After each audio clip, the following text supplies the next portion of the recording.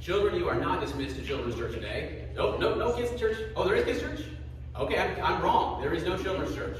You may go. I have been misinformed. There is. Allison's getting up, giving me the yes, the green light. Have a wonderful time. My children especially, I know you don't know if it's true, but I don't know everything. I don't. I try really hard, but I don't always have it all together. Yeah, I know. One of them is going, no! My daughter a few minutes ago said, Dad, I feel really sleepy. And so I said, I'm going to preach really loud to keep you awake. So even though they're out here, I'm still going to try to preach really loud to keep everybody awake and moving before we get ready to eat. Thank you for everyone who prepared. Thank you for everyone who brought food. Thank you for everyone who came and visited. We are so happy to have you here today. This is going to be a wonderful time of fellowship, to get to know people. I recommend you just walk around and talk to people. You walk around and make connections with people that maybe you don't know that well, because I think that'll be a very fun time. They've been doing a study about Christmas music specifically. What is the greatest Christmas song of all? What is the greatest Christmas carol of all? And so they've done a lot of questionnaires, a lot of surveys, until finally they asked the big man himself. They went to Santa and they asked Santa, what is the best kind of music? And Santa said rap. Santa said rap. It's okay, you'll get it later. If you didn't get it this time, you'll get it later. So a big thing that we've been talking about is preparing for Christmas. Preparing for Christmas, turning our hearts, turning our minds, turning us towards Christmas. Because Christmas is about Jesus. This is his birthday. It is for him. We want to give ourselves to him. We want to give our life, our mind, all of us to him. And we don't want anything to stand in the way between us and him. If you go to the next slide. Last week we talked about Christmas is just the words Christ plus Mass. Christ is Jesus, the Messiah, the one who came to save us, who had been prophesied about the Bible over and over and over again, hundreds and hundreds of years before Jesus was even born. Hundreds of years before he was born, there's all these prophecies, and they detailed his character, they detailed his life, they talked about him. And then Mass, if you're familiar with Catholic tradition, Mass is what they call their church services. Mass is a Latin phrase which means it is sent, or you are sent. If you are a believer in God, then you are sent to tell people about Jesus. You are sent to go out, to help them to know him, to help people who are far from God, who are lost in the darkness or the pain or the disaster, so that they can find God. So every time you hear the word Christmas, I want you to think about that. This is Christ plus Mass. This is Jesus, the one who came to save us, plus me. I am sent to tell people about him. I am sent to help people know him. I am sent to help those who are struggling with their life, or struggling in sin, or struggling with disaster. I am sent. That is what the word Christ Mass, Christmas, actually means. That's what we talked about last week. All right, if you go to the next slide, we're going to continue talking about prophecies from the Old Testament. There are 365 prophecies in the Old Testament about Jesus. 365, that's a big number. For those of you students over here, that's as many days are in a year, plus a quarter. Yeah, my daughter just rolled her eyes at me. That was nice. 365. There are a lot of prophecies about Jesus before he was born. Like before he was born, God knew what he was doing. God had a plan, God had a design, and he discussed who Jesus was and who he would be 365 times, again and again and again. We talked about some of those last week. We're talking about 2 or 3 today that I feel like are super important. If you go to the next slide, this is the thing that really kind of blows my mind. The closest prophecy to Jesus was 400 years before his birth. 400 years before his birth. That's a long time. Last week I talked about the fact, think about all the American history you can think of. Think of every war, every president, everything that happened in American history. Think of all of that right now. Just put it in your brain, think about all of that. And then you got to add 150 years to that. That's how much 400 years is. That's how long it was between when Jesus was born and the prophecies that were made about him. So God knew well in advance what they would be. If you go to the next slide, the 2 that we're going to talk about today, the 3 we're going to talk about today, were written 600 or 1,044 years before his birth. Well in advance of Jesus. Well in advance of Jesus, God was telling his prophets, his priests, he was telling his people, this is what the Messiah is going to look like. This is what the person who is coming to change the world will look like. This is who they will be. Next slide. So, not a trick question, I promise. Who is the reason for the season? What do you guys think? Participate. Who do you think the reason for the season is? Jesus. Good job. Thank you. Good work. Who is the reason for the season? It's Jesus. It's not Santa Claus. It's not me, although I do wear an extra large size in case you're thinking of me this season. Anything sweets related, I'll take care of, I promise. Anyway, who's the reason for the season? It's Jesus. We are here to worship Jesus, to honor Jesus, to serve Jesus. It's about him. It's his birthday. He is the focus. He is the one that we want to keep the center of our Christmas because it's about him. Next slide. Now, a little different question, just slightly. What is the reason for the season? What is the reason for the season? I asked my son Ezra this yesterday, and Ezra said, well, it's because Jesus came. And I said, okay, well, why did Jesus come? What was the thing that Jesus came? Well, Jesus came because we had sin, and we had distance from God. And Jesus came to help connect us and repair us back to God. And that's essentially it. Jesus came for us to help us to connect with God because we were distant from God. As humanity, we were distant from God. And as individuals, sometimes we get distant from God. If you go to the next slide, this is why this is so powerful to me, is the word Emmanuel, which means God with us. God is with us. Now, all throughout the Bible, I would argue the story of the Bible is God wanting to be with us. God wanting to connect with us, to hear our prayers, for us to hear him, for us to follow him, for us to know him and know who he is. So, all of the ancient gods, all the gods in ancient times were far away, were distant. You would have to go to their temple, or you would have to have a statue or an idol in your house, and you'd have to pray to that, or you'd have to give things to that statue to hope, maybe if I just do enough for this God, then Baal will give me good crops. Maybe if I just do enough for this, then I'll have more children. Maybe if I just do enough for this thing, because the gods were seen as far off. In Greek times, Mount Olympus was this faraway mountain, so far away. Man, gods are far away, they're off, they're distant. The idea of a God coming down to live with us, to be one with us, to hear us, to know us. This was a foreign concept. This made zero sense in every religion in the world at the time. The fact that God would want to be with us. God would want to be with us. God, in all of his holiness, his greatness, his awesomeness, would want to be with us. God would want to leave heaven to be with us. I'm excited about going to heaven. I don't really want to leave heaven when I get there. You know what I mean? Heaven sounds great to me. I want you to think about your favorite vacation you've ever taken. Just right now, your favorite vacation you've ever taken, and just thinking, man, like I wish that would never end. I wish I could just go on being at peace, being with the people that I love, enjoying this place forever. Okay, part of that is our longing for heaven.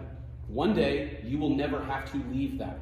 One day, you will never have to be separated from that. One day, you will not have to have the toil and the pain and the struggle that comes with this world. But God chose to leave that. Jesus chose to leave that. Why? To be with us on this dirty, dusty, nasty, sinful planet. To be with us. To come down in all of our darkness. To be God with us. To be Emmanuel for us. That's why he came, to bridge this connection between him and us. Next slide. So this is Isaiah 7:14. This was 600 years before Jesus was born. It's a very famous passage. Therefore the Lord himself will give you a sign. The virgin will conceive and give birth to a son, and you will call his name Emmanuel. Emmanuel. Now, I learned this week, you guys probably already knew this, but I learned this week you can spell Emmanuel with an I or an E. That's the NIV translation has an I there. I'm used to just the E translation because of the song. But this is the sign. A virgin shall give birth. I don't know how many science majors we have in here, but virgins usually don't give birth. Like that is a pretty odd thing. Like that is something spectacular and miraculous that points out, hey, something is happening here that you need to take notice of. Something is happening here that couldn't happen any other way. The virgin is giving birth, and what do you call his name? Emmanuel. That God will be with us. That God will be here with us. We don't have to be alone anymore. We don't have to be alone. You matter to God. You matter to God. This is a crazy thing. The gods of the ancient world, you didn't matter to them. You were like cattle. You were like ants. You were like a disease. They didn't care about you at all. The fact that we have a God that we matter to is crazy. I've said this before, but the mayor of Bainbridge does not know my name. He doesn't. He wouldn't be able to tell me apart from a crowd at all. The governor of Georgia does not know my name. He doesn't know me. I couldn't pick him up and talk to him. The president of the United States has no idea who I am. But God does. He does. He knows me exactly by name. He created me. He loves me. He sees me. And I matter to God. And I can talk to him anytime I want to. Because God bridged the gap so that he can be with me, so that he can be with Josiah, so that he can be close to me. I matter to God, and so do you. You don't ever have to feel lonely. You don't ever have to feel unimportant. You don't ever have to feel lost or stuck or trapped, because God knows your name, and you matter to God, and he sees you with whatever you're facing, whatever darkness or failure or fear or anything that you're facing. God is with you. That's the meaning of Emmanuel. That you're not lost, you're not forgotten, you're not abandoned. That you matter to God. And God bridged the gap to help us, to see us, to be with us. So we don't have to be alone anymore. We don't have to be stuck anymore. We can know the God who brings us hope and life and goodness. Because he came to be with us. Next slide. Problem is sin. If you've ever been to church before, you probably heard sin. Not a good thing. Sin equals death. Every time there's a sin in the Bible, it equals death. In any type of way. If you have a sin of lying to somebody, that will create death in your relationship with that person. Because eventually they won't trust you anymore.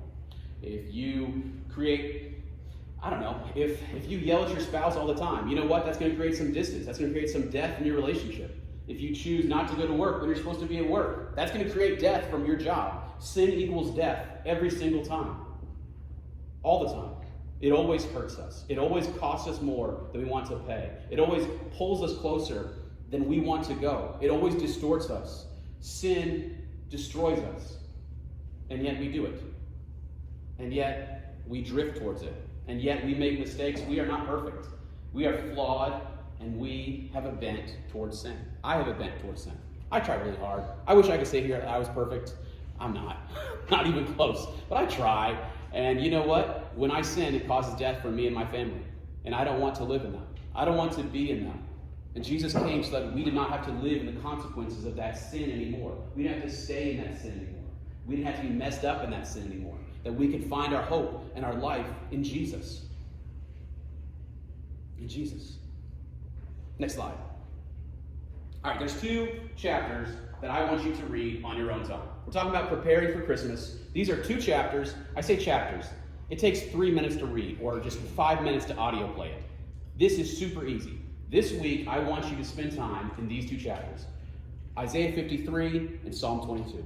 I'm going to pull a few verses out today for the message, but there's so much writtenness in here. There's so much goodness. And God wants to talk to you through his word. When we read his word, God wants to speak to us. No matter where you are, no matter what you're feeling, God wants to talk to you through his word.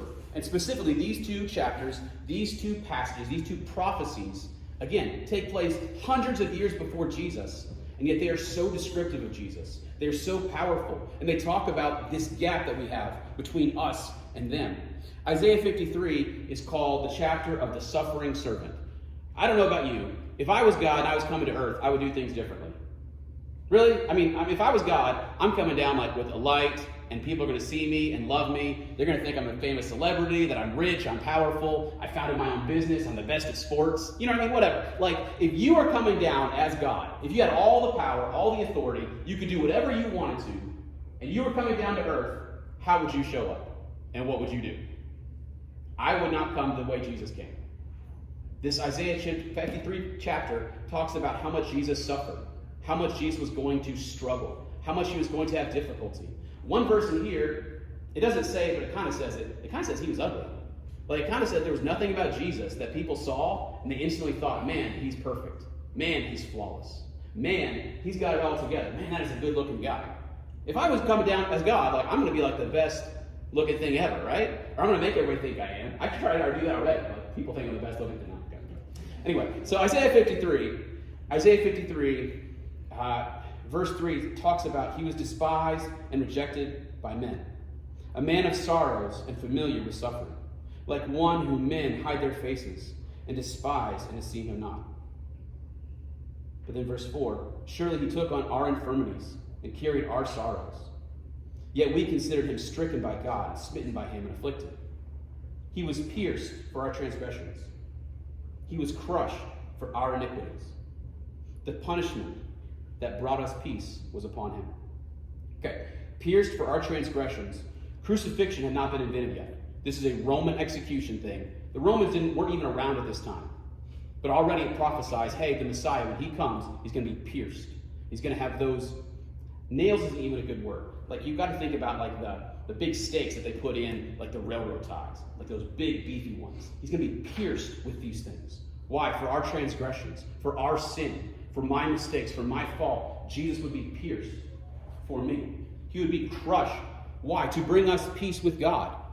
Because we don't have peace with God when we're apart from him. We don't have peace with God when we're in our sin. We don't have peace with God when we're distant from him.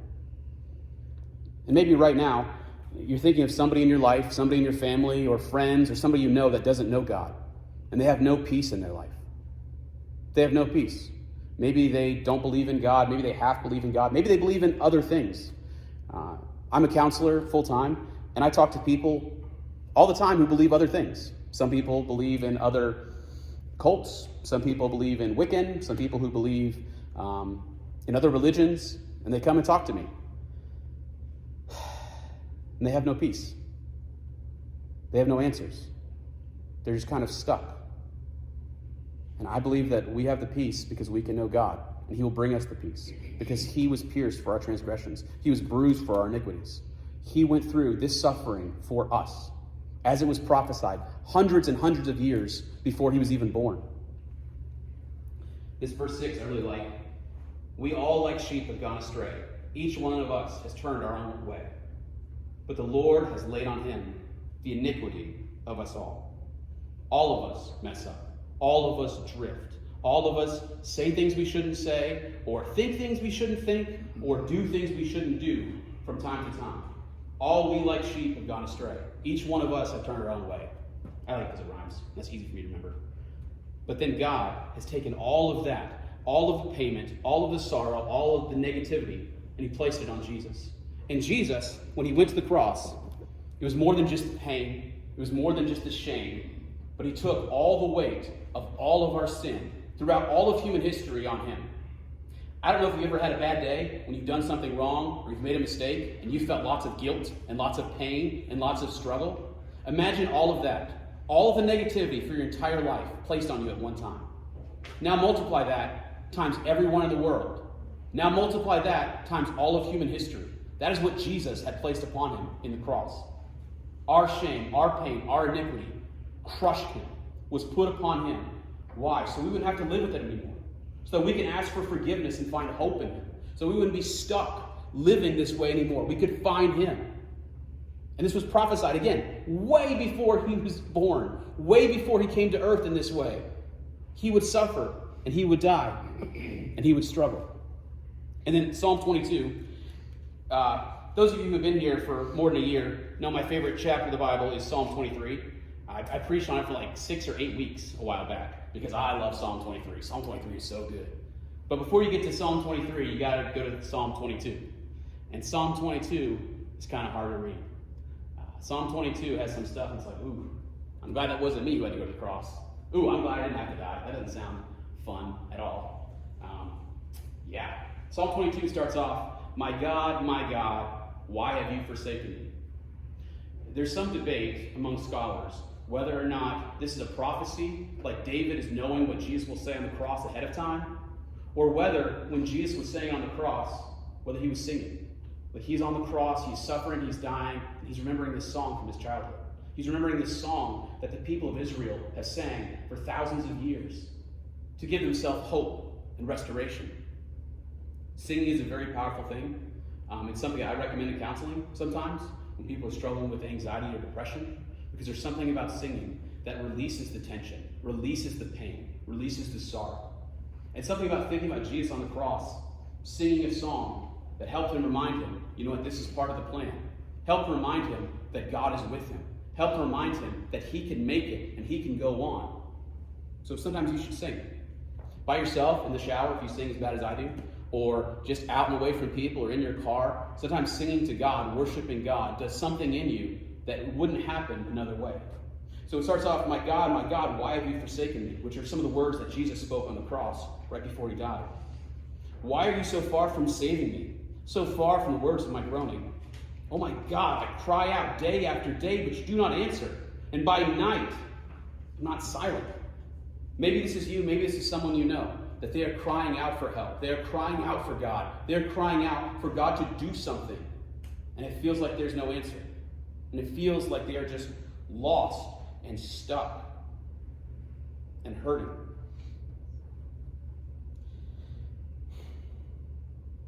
Verse 11 says, "Do not be far from me, for trouble is near, and there is no one to help." Sometimes it feels like there's no one to help you, like you're stuck all alone, like you're stuck, and there's nobody that's going to be there for you. Nobody's going to help you move forward, and it hurts, and it's irritating, and it's painful, and it's frustrating. Verse 16, again, repeats something that we saw in Isaiah 53. "They have pierced my hands and my feet." Pierced my hands and my feet. This is written 600 years before Jesus was born, and already said exactly this is how he will die. He will die in one of the most painful ways ever known to man. He will die stretched out, bleeding to death, as he pulls himself up against this wood so that he can breathe. Until one day his heart, until 1 hour, till 1 minute his heart collapses because he can no longer draw breath. He was pierced for our iniquities. He suffered for us. Because there's a gap between us and God. Because our sin separates us from God. Our mistakes, our failures, our issues, all that darkness that we feel inside of ourselves, all of our failures, all of that creates this gap between us and God. And he came to die. He came for us. He came to connect with us so that we can be with him. We wouldn't have to be lost anymore. We wouldn't have to be hurt anymore. We wouldn't have to be stuck anymore. There are so many verses in this chapter and in Isaiah 53 that you need to read, that you need to look into and say, God, what are you trying to tell me? What can I learn from this? How can I hear you and connect with you? You say that you want to be with me, that you came for me. Help me to know you. Help me to understand you. Help me to connect with you. I really like verse 19. It says, "But you, O Lord, be not far off. O my strength, come quick to help me." I don't know if that's ever been your prayer, but God, come quickly. God, will you fix this now? God, I'm frustrated that this is the way things are. I need you to change something. I need you to help me. I need you to be there for me. And maybe that's you. Maybe that's your prayer today. Or maybe there's someone you know that they are far from God. And your prayer from them is, God, help them. God, find them. And sometimes God asks us to be that person. Sometimes God doesn't just miraculously create the solution. He uses us as people to be the person that tells them about that helps connect them to God, that shares for our lives, for our story. This is what God has done for me. This is how he has helped me. This is how God has grown me closer to him. This is how he has saved me. And you don't have to feel alone anymore. You don't have to feel stuck anymore. You don't have to feel lost anymore. Because I know a God who cares about you, who sees you, who loves you, who is there for you. And he wants to help you. And even if he doesn't fix it right away, he is there with you through the process. He is there with you in the midst of your struggle and frustration and irritation. This week I had some bad news. This week I've kind of been going back and forth with my college program. I'm taking a college program for counseling, and over the last few months they've had some issues and some miscommunications, and it's going to take me another year in this program I have to finish. And I'm exhausted.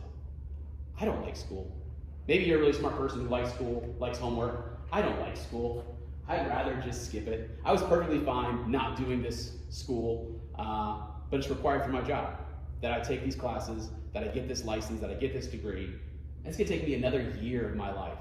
Man, I was frustrated. I was mad. I've been pouting this week. You guys ever pout? I was pouting. I throw a pity party like nobody's business. Man, like I'm just like, it's all about me. My life is so hard. I was frustrated. And I'm still frustrated. I want God to fix it, but he might not. There's one more board that I can talk to that may be able to change a few things, but maybe not. Sometimes God fixes it, sometimes he doesn't. Sometimes he just leaves us in it because he wants us to know him. And he wants us to trust him even when things don't work out, even when things don't come together, even when things aren't fixed, to rely on him, even when stuff does not go according to plan or how we want it to be. Sometimes God lets us suffer and struggle because he wants us to be closer to him and know him. And that's hard. But that is how he left us on earth. And so sometimes we have to struggle, sometimes other people have to struggle, but God wants to use you to tell other people about him. God could cure all the illness in the world right now. He could. God could end all hunger right now, instantly. God could end all the wars right now. God could just save everybody. He could just change the whole world right now by himself without us. But he chose to make us. He chose to create you, to put you in such a time as this, in this place, in these jobs, in these locations, in these families, so that you can make a difference, so that you can bring Jesus to the people in your circles, so that you can bring hope and health and life to them where they wouldn't have it otherwise. God made you so that you can help people know who he is, so that they can know him as Emmanuel, that God is with us, that they don't have to be alone, they don't have to be lost, they don't have to be stuck anymore, that they can find hope and comfort and love and life with him. Next slide. So what is the reason for the season? Jesus came not to just come and give us a cool festival at the end of the year, not to just come to have a present celebration. He came because of our sin, because of your sin and my sin, creates this gap that pulls us away from him. That's the reason for the season. Next slide. I heard a message 20 years ago. 20 years ago, I remember this message. They gave out these stickers. The sticker said, "You are the reason for the season." Because they said, during Thanksgiving time, sometimes you see family and relatives or people that get on your nerves. People who have different political leanings, or people who have different attitudes, or somebody who they're on Facebook too much, or they're talking too much, they're not on Facebook enough, or whatever. Sometimes there's some people that really bother us, that we're really like, ooh, I hope Aunt so-and-so doesn't come this time. Right? Just me, nobody else? Okay. Anyway, sometimes there's these people who you're like, man, this person bothers me. And the pastor I was hearing talking about this sermon talked about they are the reason for the season. Like their sin that separates them from God, that's why Jesus came. Jesus came and was born of a virgin there in the manger. Why? Because of our sin. And so you know what? That sin is what brought them there. So he gave us out stickers. He said, if somebody's really irritating you this Thanksgiving or Christmas, just put this sticker on them. It says, "You are the reason for the season." It's like, hey, I'm the reason for the season. You don't have to tell them why. But it's like, hey, you're the reason for the season. Your sin, that's why Jesus came. That's why there is a Christmas. It's because you had sin. You have a problem. You don't have to tell them that, but just think in your head, and you're having trouble loving them. That sin is why Jesus came. Or he said, if you're having a problem with you, like you're getting a little grumpy. I've been kind of grumpy this week. Anybody else been grumpy this week? No, just me? Okay, you all. Oh, good. One more. Oh, two? Don't point at people. No, Devlin. Listen, he said, put that sticker on yourself and go to the bathroom and go look in the mirror and go, I'm the reason for the season. My sin is why Jesus came. I am not perfect. I create pain in this world. And my sin makes him come to help me. So you know what? I'm the reason for the season too. There would not be a Christmas if there was not sin. And you know what? I sin too. And I'm not perfect too. And I have room to grow. Next slide. All right, so this is a very famous Christmas song, O Come, Emmanuel. And I think that is relevant and powerful today. God, we need you to come. We need you to be God with us. We need you to ransom and heal those who are lost. We need you to come and bring us hope and light and life, because we're not always there. God, we need to confess our sins to you because we don't want to create this gap. And we need to tell others about you. We need to let other people know that God came for them, that they don't have to struggle in their sin anymore. That God came to be God with us, to be present in our lives, so that we don't have to remain far from him anymore. If you'll play that song.